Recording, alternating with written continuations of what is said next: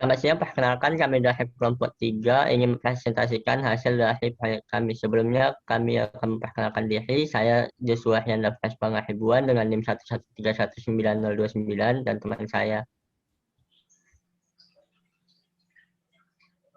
Saya Miaudina Gultom dengan NIM 1131949. Saya Putri Octavia Sitompul dengan NIM 1131951. Saya Dani Penegrete lain dengan NIM 1131905. Di sini kami akan pertama-tama menjelaskan apa itu microservice, kemudian dilanjutkan dengan apa itu API gateway, dan yang terakhir adalah apa itu reverse proxy.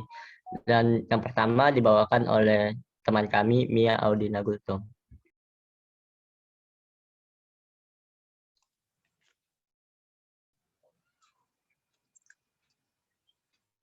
Baiklah, di sini saya akan menjelaskan apa itu microservice. Microservice adalah sebuah metode dengan membagi service ke bagian yang lebih kecil, di mana service-service tersebut saling berhubungan satu sama lain, dan setiap service yang dibuat bisa menggunakan teknologi yang berbeda-beda. Mengapa microservice penting? Alasan yang pertama yaitu tim dapat lebih responsif terhadap kebutuhan pelanggan.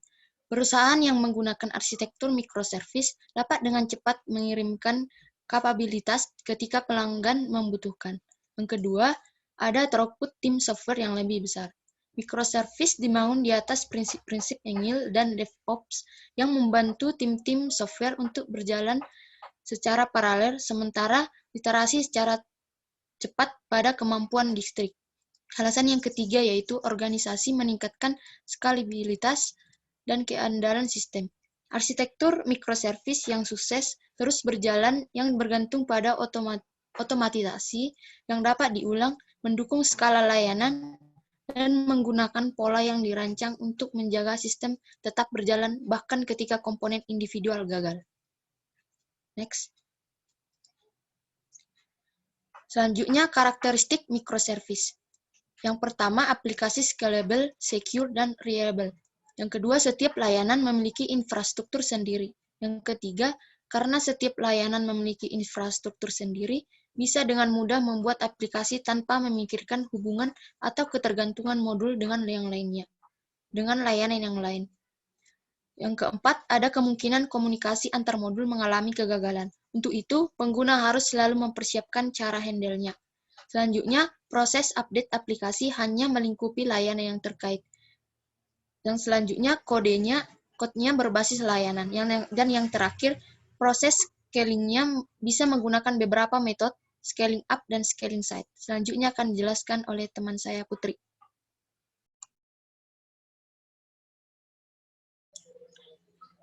Kelebihan microservice. Adapun kelebihan microservice terdiri dari beberapa berikut. Pertama, aplikasi scalable, secure, dan reliable. Kedua, setiap service berdiri sendiri. Ketiga, maintenance-nya lebih mudah. Keempat, tidak ada hambatan dalam menggunakan teknologi baru. Kelima, setiap tim developer dapat mengembangkan setiap service-nya tanpa ada mengganggu service yang lain. Adapun kekurangan microservice yaitu satu, ketika satu entity pada database berubah, maka setiap entity yang sama di setiap database service harus berubah. Kedua, untuk beberapa kasus, sulit untuk menerapkan perubahan service. Maka dari itu diperlukan perancangan yang matang. Ketiga, deployment yang kompleks. Perlu konfigurasi untuk menjalankan setiap service, karena memiliki runtime yang berbeda. Tidak seperti aplikasi monolitik yang memiliki sistem tinggal upload, deploy, dan beres. Keempat, perlu automation yang tinggi dalam melakukan deployment. Selanjutnya akan dijelaskan oleh teman saya, Dani. Selanjutnya, API Gateway. API Gateway adalah aplikasi atau server yang bertindak sebagai single entry point pada sistem yang akan kita bangun. Dalam hal ini, aplikasi yang kita bangun dengan arsitektur microservice. Selain itu, API Gateway juga bertindak sebagai middleware, sehingga sistem internal yang kita bangun di belakangnya bisa kita enkapsulasi. API Gateway juga bisa kita beri tanggung jawab lain, seperti logging, authentication, rate limiting, caching, transforming, dan load balancing.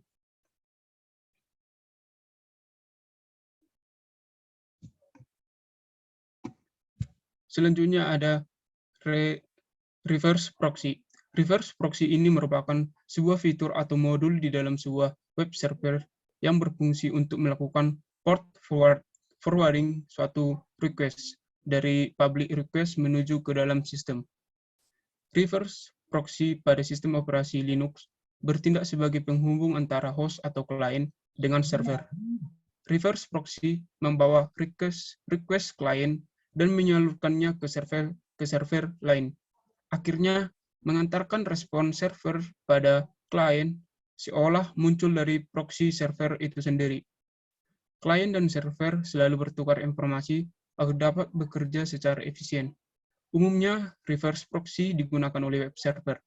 Reverse proxy atau gateway akan nampak seperti web server pada umumnya di hadapan klien, di mana tidak diperlukan konfigurasi khusus.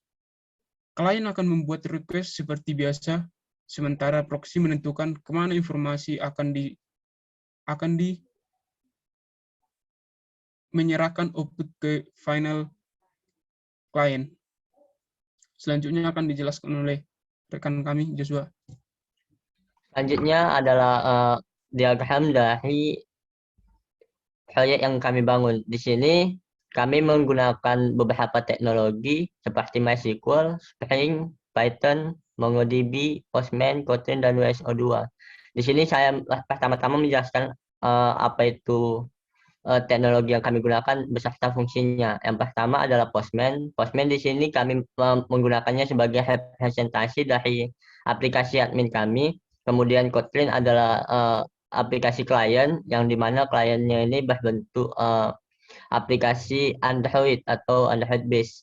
Kemudian kami memiliki dua service yaitu Spring dan Python. Spring akan kami ubah menjadi service yang bisa menghandle file atau PDF dan akan disimpan di MySQL. Kemudian Python atau dengan menggunakan teknologi Flash itu akan kami gunakan sebagai service yang menghandle account dan account tersebut akan disimpan di database MongoDB. Kemudian masing-masing service akan dihubungkan oleh WSO2 sebagai API gateway atau sebagai reverse proxy-nya. Sehingga nanti ketika Postman ataupun Kotlin melakukan request, maka terlebih dahulu untuk memasuki WSO2, kemudian WSO2 akan mengirimkan meneruskan request ke dalam Python ataupun Spring, dan jika membutuhkan data maka diambil dari MySQL atau MongoDB dan dikembalikan ke masing-masing klien yaitu Kotlin dan Postman. Untuk demonya izin saya share.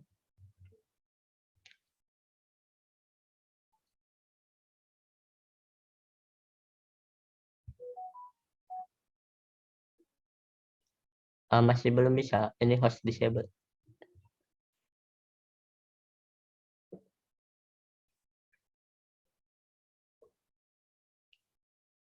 Untuk demonya di sini ada aplikasi Postman dan juga ada aplikasi Android-nya yaitu kami menggunakan Nox emulator di sini. Kemudian untuk service-nya ada pakai Python, Flash di sini untuk menghandle account service, di mana kalau terlihat ada beberapa service seperti get account, kemudian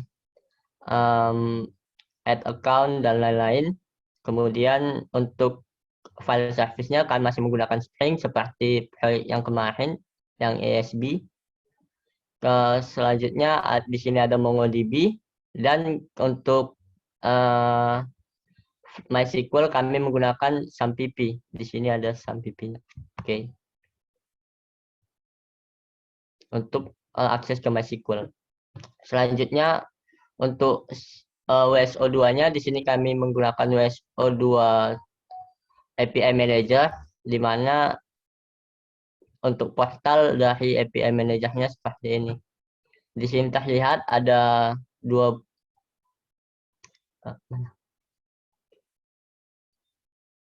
kita tunggu sebentar. Nah, di sini terlihat ada dua buah service. Yang pertama ada account service, yang kedua ada file service, di mana account service ini kalau kita lihat ada resource-nya, di mana service yang diberikan yaitu get account, add account, login, dan update account. Dan masing-masing mempunyai HTTP verb-nya masing-masing, yaitu get, post, dan put. Selanjutnya untuk file service juga seperti itu.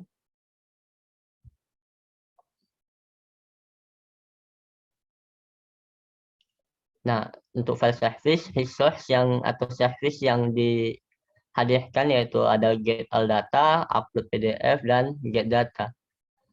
Selanjutnya, untuk mengkonsum service ini sendiri, kami membuat suatu aplikasi atau representasi dari aplikasi kami. Tunggu sebentar.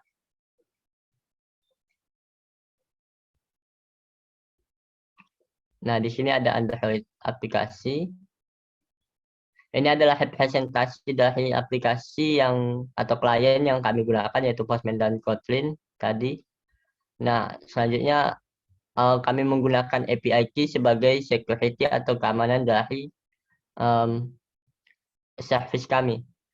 Selanjutnya untuk demo aplikasi, pertama-tama kita akan menggunakan atau menambahkan satu buah account di sini dengan nama Putri dan emailnya ini 51. Oke, sip. Dan passwordnya adalah Putri123, di mana data ini akan dikirimkan ke server WSO2 dan kita akan mengkonsum resource yang /add account. Tapi sebelum itu kita akan mengedit header-nya dan menambahkan API key yang sudah didapatkan tadi, yaitu API key ini berbentuk JWT. Jadi sebelum request-nya diproses, maka WSO2 akan mengecek apakah API key ini valid atau tidak. Jika valid, maka request-nya akan diteruskan. Namun jika tidak, maka request-nya akan dihentikan, seperti itu.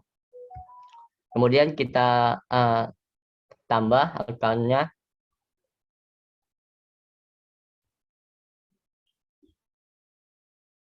Dan akan mendapatkan respon seperti ini. Kalau kita ubah ke bentuk JSON. Nah, kita akan mendapatkan respon bahwa account-nya berhasil ditambah. Sebelumnya kita lihat dulu ke MongoDB-nya apakah account-nya bertambah. Nah, di sini ada account-nya sudah bertambah. Selanjutnya kita akan masuk ke aplikasinya menggunakan account yang kita tambahkan tadi. Dan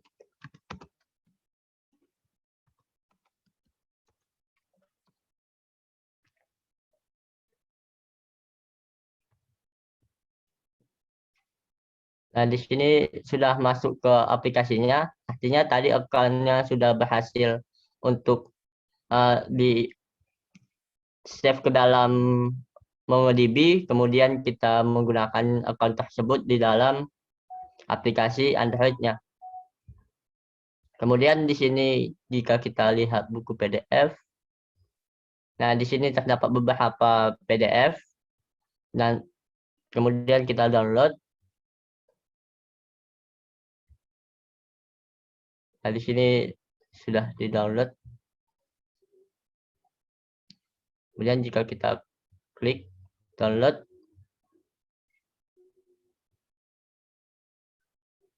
nah maka kita akan mendapatkan PDF yang tersimpan di MySQL. Masing-masing dari request-nya, ya, baik di Android maupun Postman, itu akan melewati si WSO2 terlebih dahulu.